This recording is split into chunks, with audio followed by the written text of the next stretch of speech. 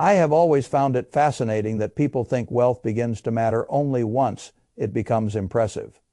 They imagine the great turning points happen at $1 million, $5 million, or some number large enough to make neighbors curious and magazines interested. I do not think that way. In my experience, one of the most important financial thresholds in a human life is much smaller, much quieter, and much easier to underestimate. It is the first $100,000. That is not because $100,000 makes you rich. It usually does not. It is because the first $100,000 forces you to learn almost every habit required to become rich later. And once you have learned those habits, the mathematics finally begin helping you instead of merely watching you do all the work yourself. Charlie used to say the first 100,000 is a real son of a bitch. He was right. It is hard in a way later stages often are not. The early years of building capital feel almost disrespectful. You work, you save, you deny yourself things that look harmless in the moment.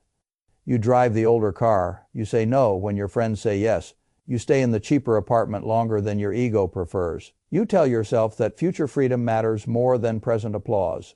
Then you look at the account, and what you see does not feel like freedom. It feels like a modest pile of money that still looks far too small relative to how much life you had to refuse in order to create it.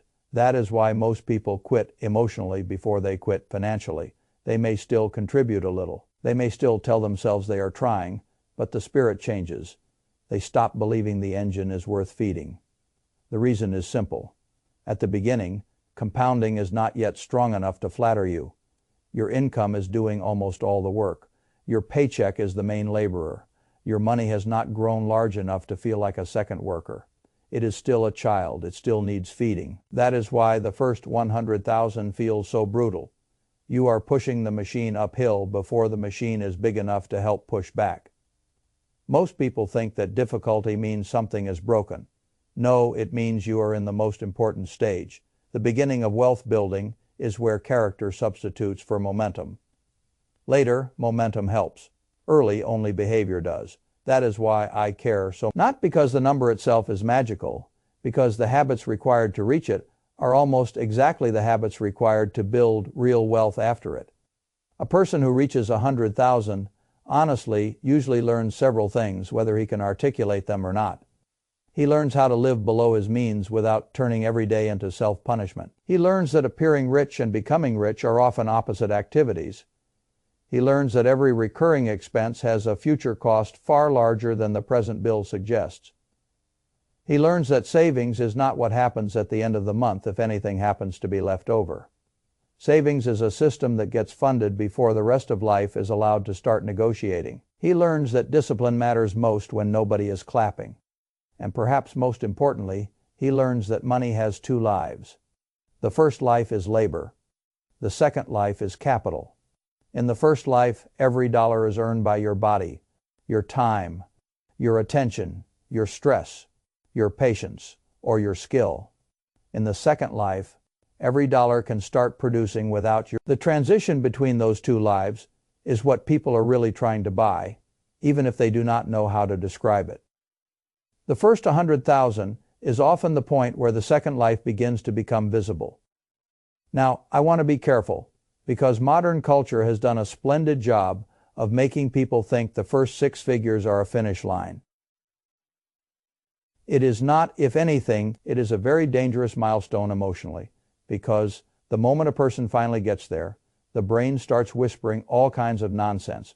You earned this. You have been disciplined long enough. You are no longer one of those broke people trying to get started. You can relax a little. You can upgrade now. You can reward yourself. This is the exact moment many people sabotage the engine. They mistake $100,000 for arrival when it was really just ignition. That is a serious error. The first 100,000 should not change your appetite for showing people things. It should deepen your commitment to letting the money become productive enough that you one day no longer need to sell all your time in exchange for security. That is the whole point. The purpose of capital is not decoration. It is freedom, and freedom, unlike status, compounds quietly. I have watched people hit their first meaningful savings milestone and then make the same series of mistakes with almost comic consistency. They buy the nicer car, because the old one suddenly offends their self-image. They move into the bigger place because the smaller one now feels inconsistent with who they have become. They spend more on clothes, travel, furniture, convenience, social signaling, subscriptions, and all the little comforts that seem harmless individually and devastating collectively. Then 5 years later, they say something that breaks my heart because it is so common. I had 6 figures saved once.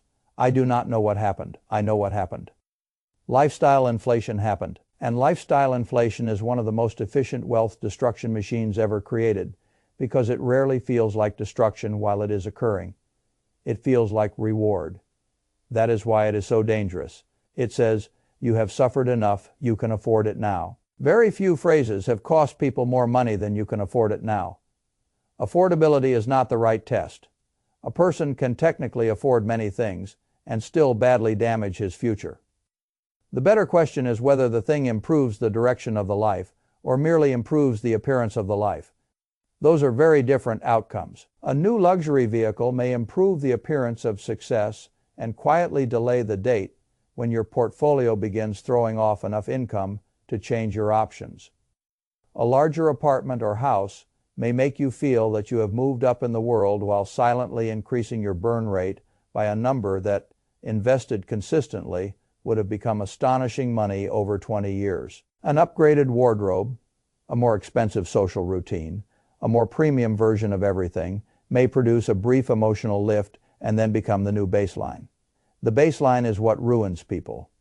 Luxury is expensive, not only because you buy it once, but because it often trains you to maintain it indefinitely.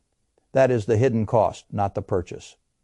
The normalization. I have always admired people who understood the difference between enjoying life and enlarging the machine that must be fed forever. One of the marks of a mature capital allocator is that he does not automatically let his lifestyle rise at the same rate as his income. He creates a gap. The gap is the future. Now, when I say this, people often react as though I am asking them to live like a monk. I am not. I am asking them to understand the economics of comfort. Comfort purchased in the wrong season becomes captivity later. Comfort delayed modestly while the engine is still small often becomes genuine ease later. There is a great difference between those two things. Ease is superior. Ease is not the same as having nicer things.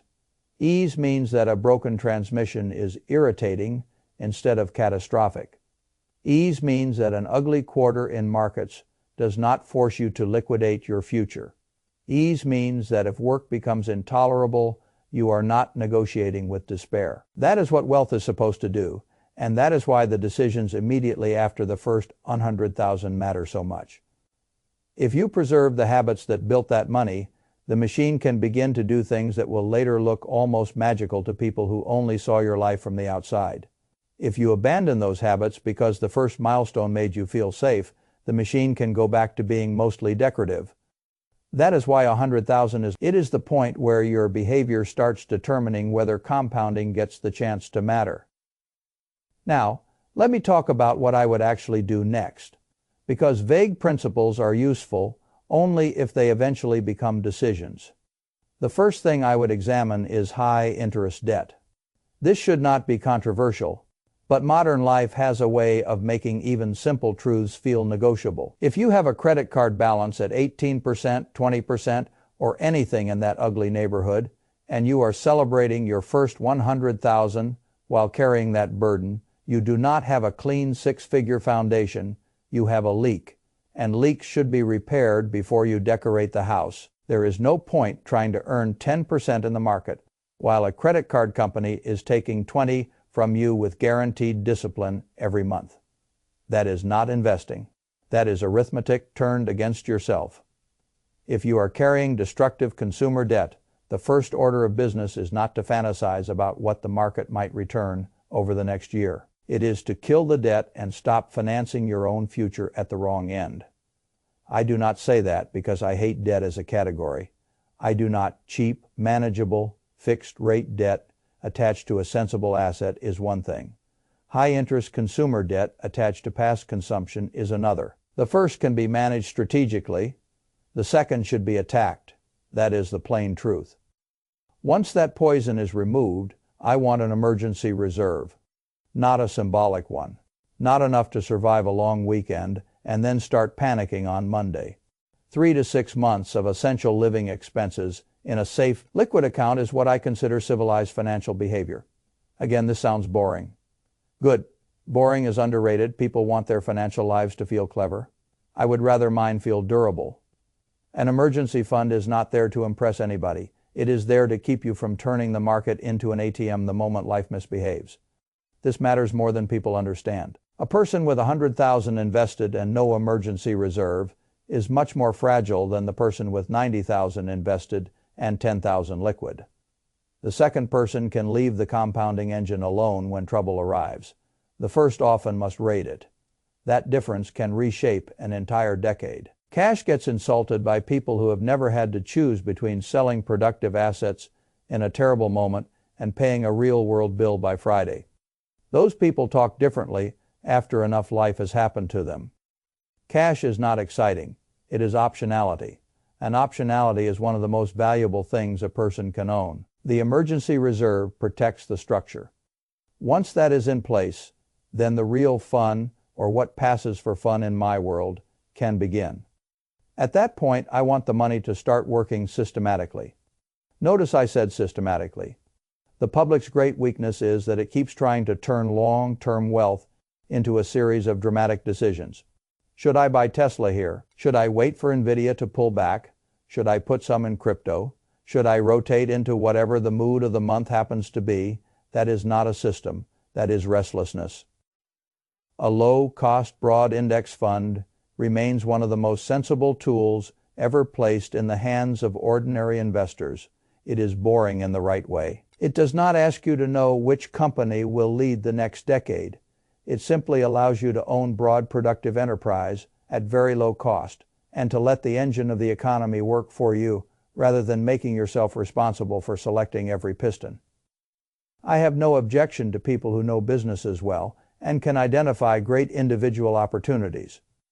I have made a life doing exactly that. But the average person is not being asked whether he can one day become an extraordinary business analyst. He is being asked whether he can build wealth steadily, sanely, and repeatably. For that job, broad, low-cost exposure is extraordinarily hard to beat. Now, before the money gets invested, there is another gift the system sometimes offers that is even better than a great stock idea: a retirement match. If your employer offers to match part of what you contribute to a retirement plan, you take it. No drama, no debate, no philosophical exploration. You take it. That is free money. People wander around the world looking for alpha while walking past guaranteed immediate return because the word retirement made it sound less exciting than a hot stock tip. That is another very modern mistake. The first dollars after your emergency structure is in place should go wherever the tax advantages and match structure give you the largest instant edge. Then, once those channels are properly funded, the remaining capital can keep moving into broad equity exposure. And this is where the mindset really has to change. At 100,000, a person has to stop thinking in months. Most poor financial decisions come from short time horizons, wearing respectable clothing. People say they are being careful. Usually they are just being impatient. Wealth is not built in a month. It is not even visible properly in a year. It is built in decades. That is the shift. When you are broke, money decisions feel immediate: rent, food, gas, bills. You think in short segments because life forces you to. But as soon as you have real capital, you must begin thinking in long stretches, or the capital will be spent with a poor person's time horizon, despite having a richer person's opportunity set. That is one of the saddest things I see. A person reaches the first threshold that could have changed his relationship with time, and then he continues using the same mental frame that kept him trapped before he had any money. That is how people stay stuck with larger balances. So I want you to think differently now. Not what can this 100,000 do for me this month? What can this money become in 10 years? In 20? What kind of freedom could it buy if it is fed instead of raided? What would happen if the next 100,000 comes faster than the first because the base is finally large enough to help? This is the part Charlie understood so deeply. The first 100,000 is brutal because the machine is not yet assisting.